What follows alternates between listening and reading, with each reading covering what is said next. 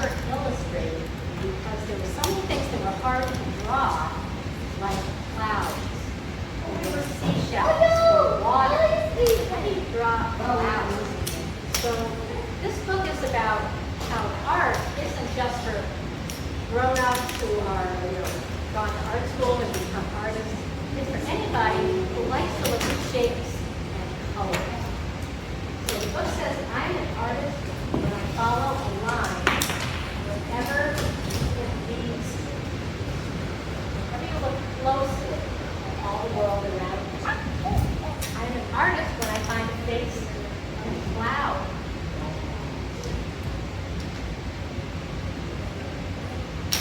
I'm an artist when I look for a rainbow. And one of the things we're going to work on drawing today is a rainbow with different stripes of colors.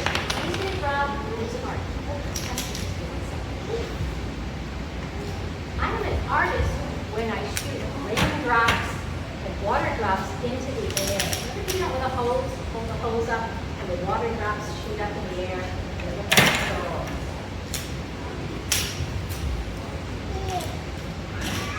I am an artist when I look at a bird and see the beautiful shapes and colors and its feathers. One of the most amazing things in nature, when it first got me looking at colors, was feathers.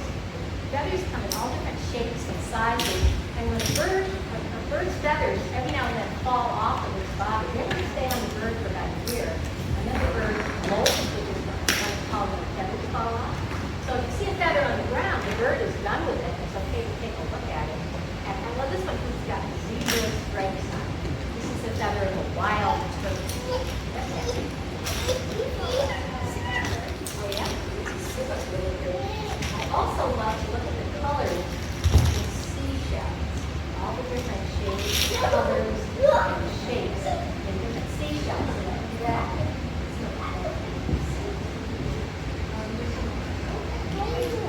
I'm an artist whenever I look at seeds, all the different shapes in nature.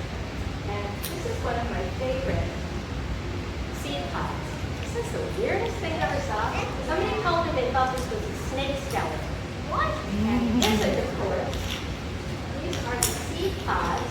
The tree that grows in my backyard is called a catalpa tree. And they're beautiful, dark brown color, and they feel so cool. I'll let you guys check the handle. They're just seed pods, and the seeds were inside here, kind of like a pea, though there's pods, peas inside the pod. It splits open, the seeds go away to plant the tree, and leave these wonderful shapes. When you look at a pine cone, I see pine cones are all alike, right? But they don't. They're all different shapes and sizes and colors. Let's finish up the book here.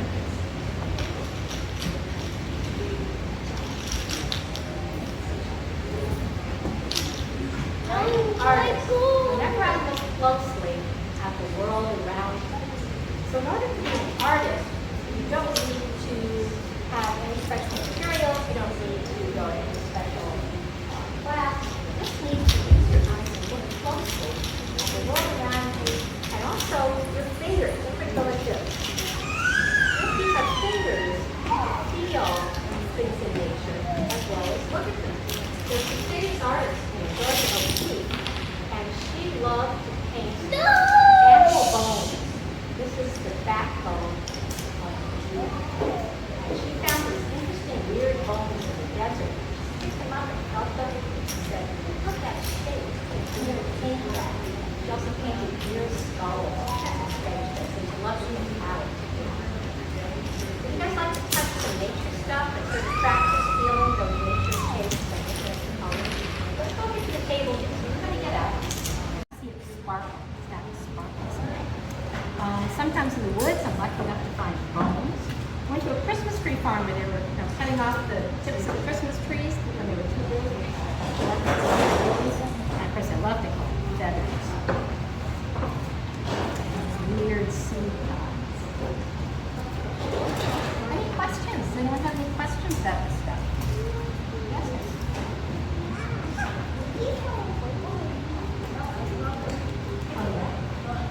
Those who choose supply a squirrel.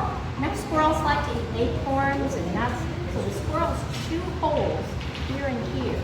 And sometimes it makes it look like a face. Doesn't that look like a face? Kind of like a robot face in Star Wars or something. But that's where the squirrel was chewing. There's so many interesting shapes in these, and colors too. I collect two kinds of rocks. Polka dot rocks, that's one of my polka dot guys. This is one of my polka dot. I like rocks that have polka dots, and I like green rocks. I think green rocks are good rocks. Whenever I see a green rock, I collect. And whenever I see something that just looks like it's an interesting shape, I collect that too. I also like to collect leaves. The gold in that ginkgo leaf. You know this ginkgo leaf is 3 years old. That's a long time. But this part here is tough and leathery, and that color lasts a long time. Okay, you guys ready to make some art? Okay, come on back over to the rug. Let me show you the art.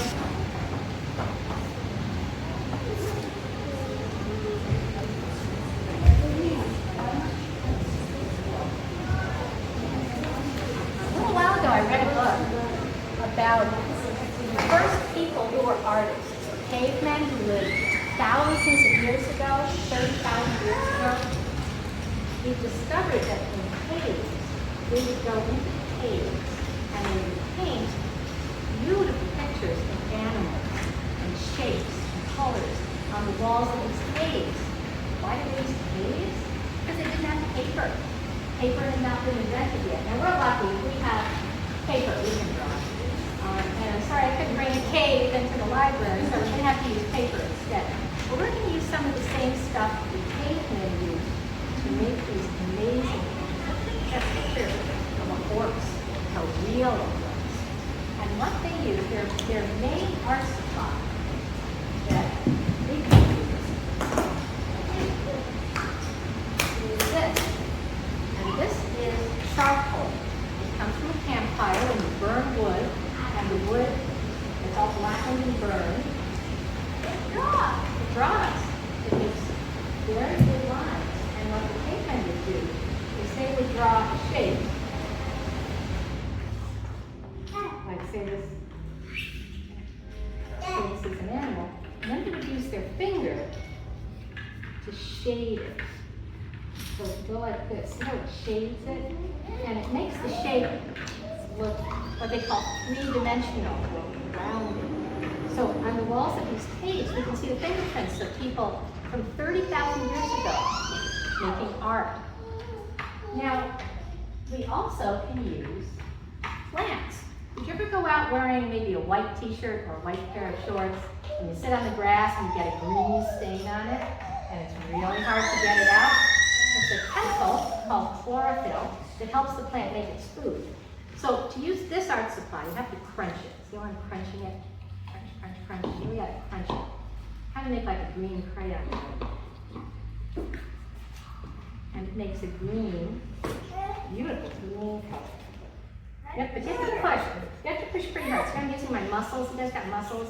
You can't just go like this with a leaf. You have to push it really hard like that. Make the green. All right. Now, another art supply I have is flowers. And flowers are beautiful, bright colors. Not because they want to please people, but because they want to attract bees and pollinators. So a lot of flowers have great colors. This is a marigold from the garden. And look how it makes beautiful orange. And again, you just hold it between your fingers. You got to push. Use those muscles. And hold on to your fingers.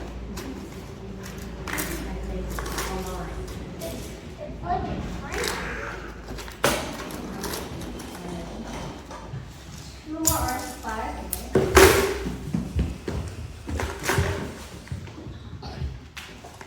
Flower petals. Again, you have to push a bit. Make pink. And the last one is purple. And those are wild raspberries that I went out to the woods behind my house and picked some wild raspberries. And when you first do it, they're darker purple, and then when you do it the second time, it's a little bit lighter. And so, here's the rules. In art, there are no rules. You can do any kind of art you want. You could make a rainbow using those stripes of colors. You could draw anything you want. I have lots and lots of paper, so everybody gets as much paper as they need. Lots of paper. So I suggest taking one piece of paper and kind of experimenting and seeing how the colors work. And then on the next piece of paper, then decide what you want to draw. But you could have more paper if you need it, because it's kind of a different sort of way as well. Oh, I almost forgot.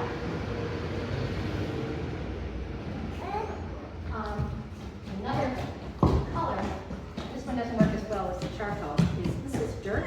It's soil plants growing, and that gives the brown. Take a pinch of dirt and go like that. And you have to remember, when you're doing this kind of art, dirty fingers, it's like a caveman, you've got the fingers dirty, and the purple on the raspberries will really get, that'll stain to kind of get down your clothes, but that'll make the fingers purple, but that's right. If you would like to, if you would like to, I have traced some of the cave paintings that the cavemen did from long ago. That's the rhinoceros that they drew. They really into rhinoceros. Lots of pictures of rhinoceroses. They love horses. If there's any horse fans, they did a lot of horses, buffalo, big horses. So you can trace those. I have pencils. You can trace those onto the paper and then color them in with the nature arts class. Sound good? Any questions?